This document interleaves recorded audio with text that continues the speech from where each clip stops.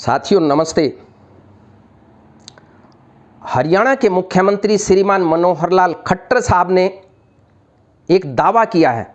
अखबार के माध्यम से उन्होंने ये दावा किया है कि घोषणा की है, दावा नहीं कह सकते, ये घोषणा की है कि जो आईटीआई किए हुए लोग हैं, आईटीआई जिन लोगों ने कर ली है, जिन युवाओं ने पास आउट कर लिया है आईटीआई करके, वो कोई उद्यम लगाने का काम करते हैं। उद्यम यानी उद्योग लगाने का काम करते हैं, कोई इंडस्ट्री लगाने का काम करते हैं, अपना कोई कारोबार शुरू करते हैं और उससे 20,000 से ज़्यादा की इनकम पर मंथ वो कमाने का काम करते हैं, तो वो डिस्ट्रिक्ट लेवल पर और स्टेट लेवल पर उनको सम्मानित करने का काम करेंगे, उनको प्रमाण पत्र देने का काम करेंगे। अच्छी बात है। अगर कोई रोजगार सृजित करने का काम करता है, जोखिम उठाने का काम करता है और सरकार उसे प्रोत्साहन देने का काम करती है, इसमें कोई बुराई नहीं है। लेकिन हम पूछना चाहते हैं मुख्यमंत्री जी, पिछले 1-1.5 साल से या उससे पहले से ही, जब से आपकी सरकार आई है, तभी से इंडस्ट्री का भट्ठा बैठ गया। जो पहले से उद्यम लगाए बैठे हुए लोग थे, उनको बर्बाद करने का आप लोगों ने काम कर दिया। अब छोटा सा उदाहरण देखिए, लॉकडाउन के बाद से जो ऑटो वाला है, ये छोटी सी बात हम आपको बता रहे हैं, जिसने ऑटो लेकर इस उम्मीद के साथ अपनी रोजी रोटी का इंतजाम करने की कोशिश की कि मैं इसकी किस्त भी निकालूंगा, मैं अपने परिवार का चूल्हा भी चलाऊंगा, मैं अपने बच्चों को पढ़ाने का काम भी करूंगा। लेकिन लॉकडाउन के बाद जिस व्यक्ति ने, जिस गरीब व्यक्ति ने वो ऑटो खरीद कर एक उम्मीद पाली थी अपना पेट भरने की, वो बर्बाद हो गए हैं। वो अपने घर बैठे हैं लेकिन किस्त लगातार चल रही है। और अब आपने ऑटो में 2 व्यक्ति बैठने का फरमान जारी कर दिया। अब पहले ये बताइए कि वो अब किस्त देगा, वो अपने परिवार को पालेगा, अपने बच्चों को पालेगा, उनको दवाइयां दिलवाएगा या आपकी किस्त भरेगा? पहली बात। दूसरी बात यह है कि जो छोटी मोटी दुकान खोलकर बाजार में बैठने की सोच भी ले, वो बर्बाद हो जाएगा, क्योंकि जो बैठे हुए हैं पहले से बाजार के अंदर दुकान खोलकर, वो डेली दुकान तो खोलते हैं लेकिन अपने खर्चे के हिसाब से उनकी इनकम मामूली रह गई है, मामूली, यानी वो अपना खर्चा भी नहीं चला पा रहे हैं।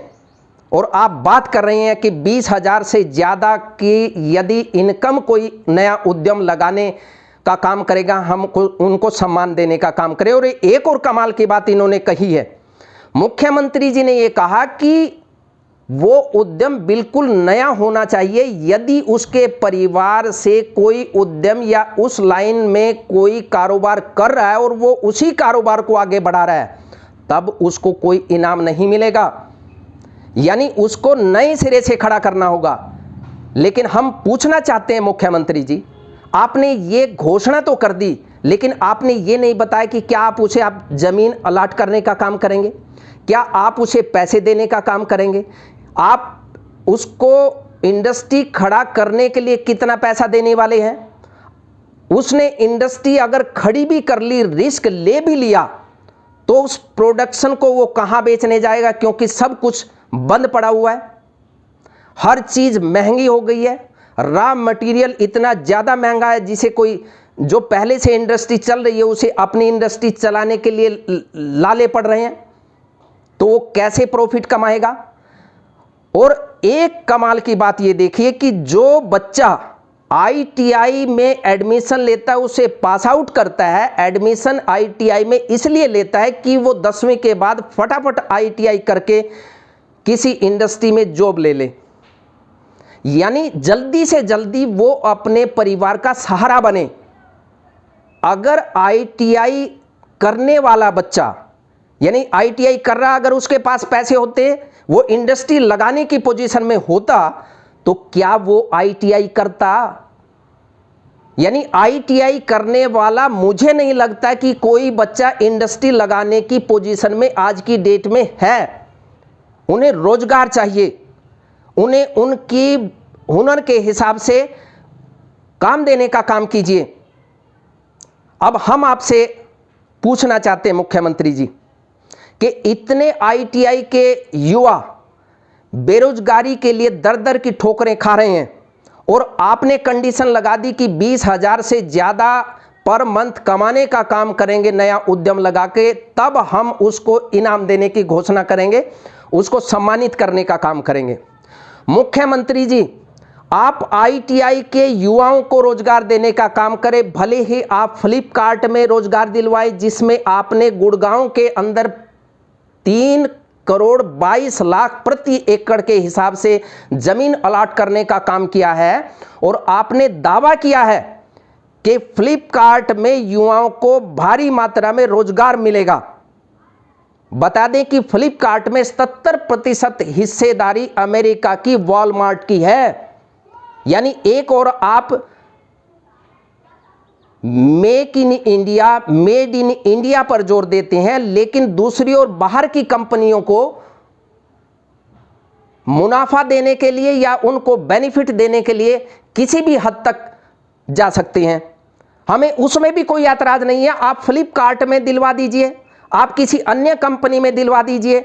आप सरकारी अगर रोजगार नहीं दे सकते तो ये प्रदेश की जनता को, प्रदेश के युवाओं को बताने का काम करें कि हमारे पास रोजगार नहीं है, हम केवल जुमला छोड़ना जानते हैं।